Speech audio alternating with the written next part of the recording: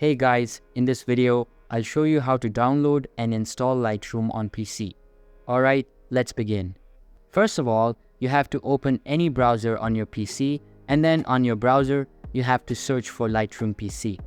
Now, it's going to show you these results. In these results, you can just come to this official Lightroom link over here and open it up.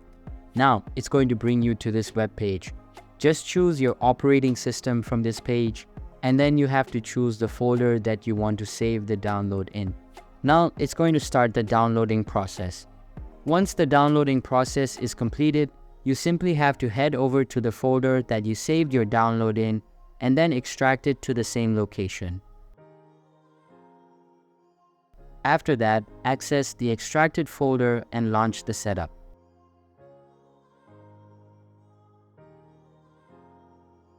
Then it's just going to run the setup for you, and you will be prompted to sign into your Adobe ID.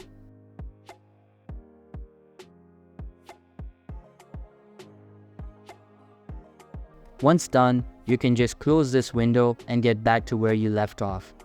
Now, click on the Continue button and the installation will get started. You just need to wait for it and you'll be good to go. So that's basically how you can download and install Lightroom on PC. And that's it for this video.